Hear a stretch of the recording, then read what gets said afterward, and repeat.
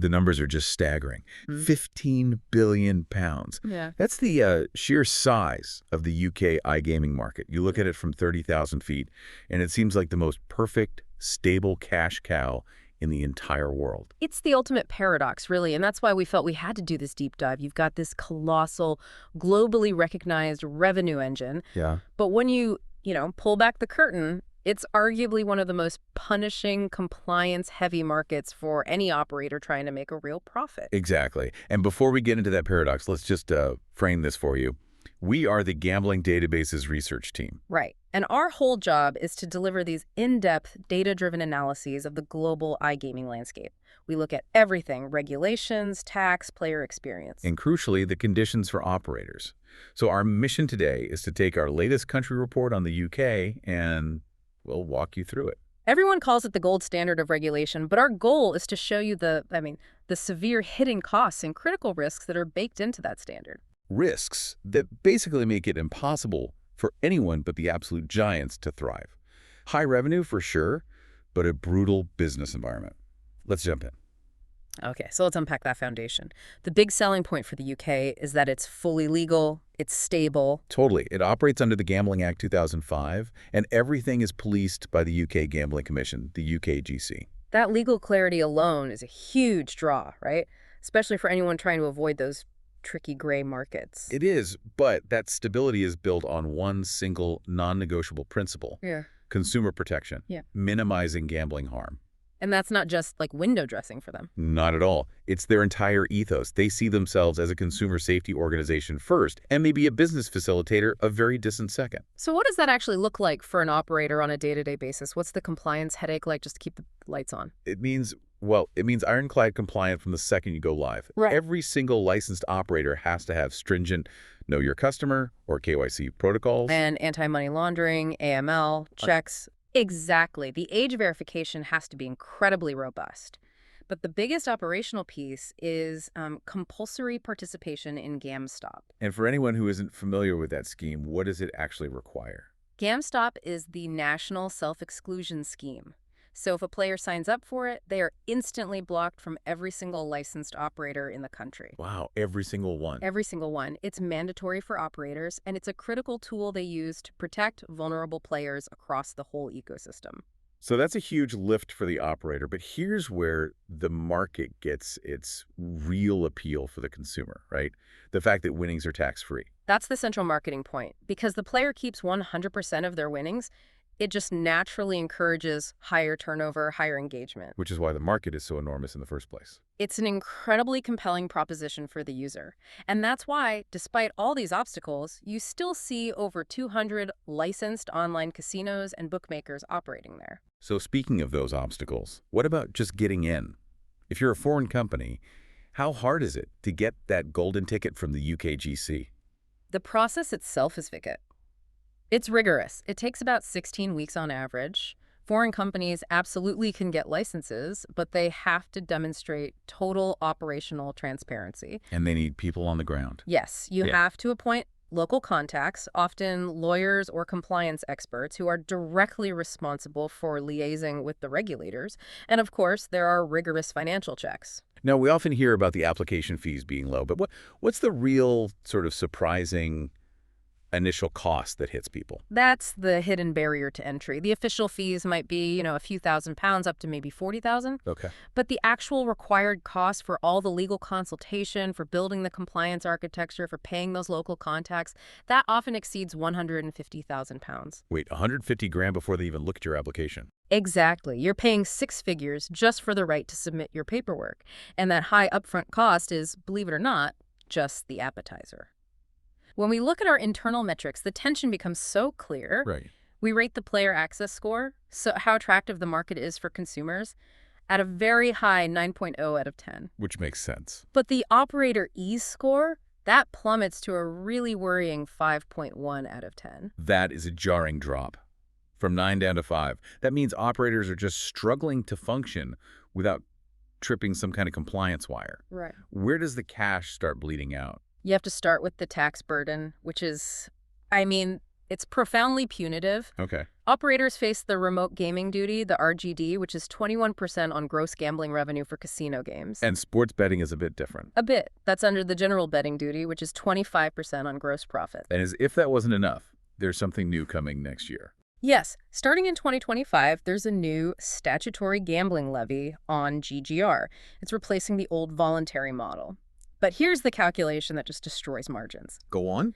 When you stack that new levy, the RGD, and the standard corporate tax, the effective tax rate on your revenue comes out to around 45% or more. 45%. Hold on. So almost half of your gross earnings are just gone to the government before you've even paid for marketing, tech, staff, anything. That's it. How is that sustainable for a small business? It's not. That's the core takeaway. It isn't sustainable. It forces everyone to become this high-volume, hyper-efficient machine because your margin for error is razor thin. It's a market for giants only. And on top of the tax, the biggest operational headache seems to be these new affordability checks. Our report calls them the conversion killer. It's the most damaging change coming in 2025, and it's a huge reason for that low 5.1 operator score. So what are they? Operators have to implement these really intrusive financial checks when a player's net losses hit a certain threshold. And that threshold is? It was £500, but now it's dropping to just £150 in net loss per month.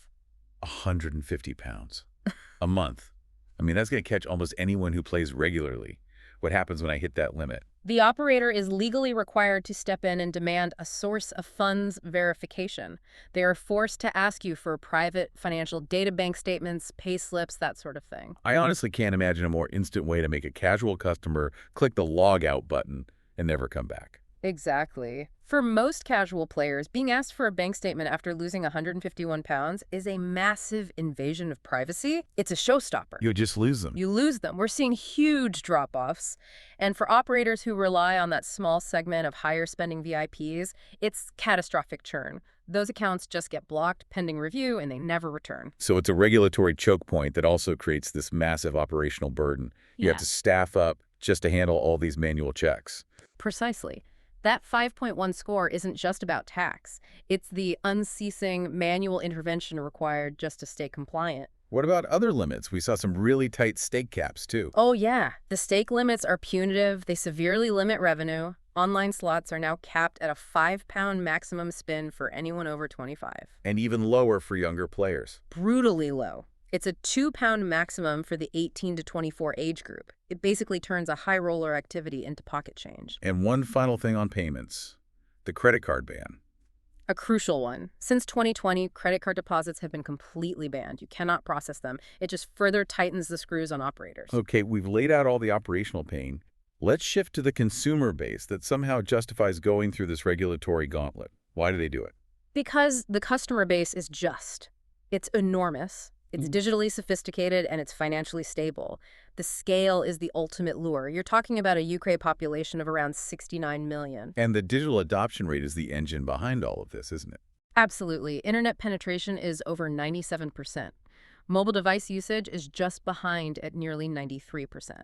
So you have an entire market that is instantly accessible to a very savvy user base. And that savvy translates into real spending power. It really does. The average household disposable income is about £37,000 a year, which supports a really high average revenue per user, or ARPU. And what's that figure? We estimate it's around £550 annually. That's where your £15 billion market comes from. High customer value, massive scale. So what are these valuable customers spending that 550 quid on? What's driving the market? The preferences skew really heavily toward betting. Our data shows about 56% is sports betting, with online casino games coming in at 30%. And the behavior is what you'd expect. Pretty much. It's strongly mobile-first, moderate session lengths, with peaks around weekends and big sporting events. Live casino is also seeing very steady growth. Okay, so we have this massive, lucrative audience, but they're being fought over by more than 200 licensed operators. That saturation must lead to just a cutthroat environment. That is the ultimate trap for anyone new. You're not just competing with other startups. You're fighting global brands like Bet365, William Hill. Decades of trust, huge marketing budgets. Exactly. And that saturation leads to an eye-watering customer acquisition cost, a CAC. Our estimate puts the sack somewhere between 300 and 600 pounds, or even more. Wow. So if your average player is worth 550 pounds a year, and it's costing you up to 600 just to get them in the door, You're already underwater. you're losing money on them in year one, even before you factor in the 45% tax and the risk of that affordability check kicking them out. Precisely. The giants can afford that because they have deep pockets, they can wait out a long ROI, they sustain that initial loss and rely on retention. If you're a generic white label casino, that CAC kills your business model before you've even started. Okay, so let's synthesize the economics here for you, the listener. If you're looking at entering this market, what's the cold, hard truth about the investment needed? Based on our research, your initial capital outlay for everything, licensing, tech, compliance, and operational buffer, is typically somewhere between $500,000 and £1 million or more. And that's before you even start your marketing spend. That's right. And then you have to operate under that punitive structure. And what that does to your timeline is, well, it extends it massively. So what are we talking? Because of that perfect storm, the high tax, the compliance costs, the sky-high CAC, we estimate the time to just break even is somewhere between 3 and 5 years.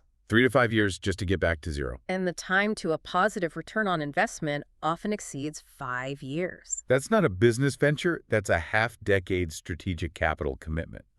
So what's the final verdict from the Gambling Databases research team? Our assessment is brutally honest. The economics are absolutely prohibitive for small to mid-sized operators. It's a definitive red ocean market. Margins are paper-thin, competition is ferocious, and the regulatory risk is constant. So, given all of that, who should even try to climb this financial Everest? And who should just stay away?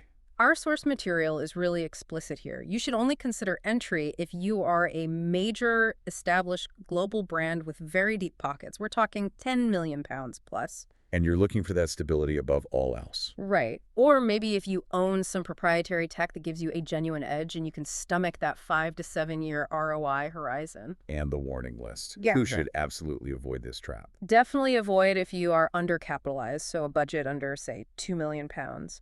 Avoid if you're a generic white label casino, you just cannot compete on CAC. And what about player focus? Crucially, if your model depends on high rollers or whales, the 150-pound affordability check and the slot stake limits will kill your revenue overnight. In crypto. Forget it. If you're a crypto casino, it's a non-starter.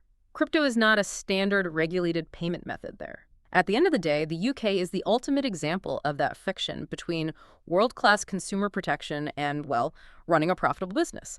Players get incredible safety and tax-free winnings, but the regulatory suffocation makes it a high-volume, low-margin trap for nearly everyone else. So it's the gold standard for players, but that regulatory fortress and the punishing tax structure make it a financial Everest for operators. It's stability, but at the cost of profitability.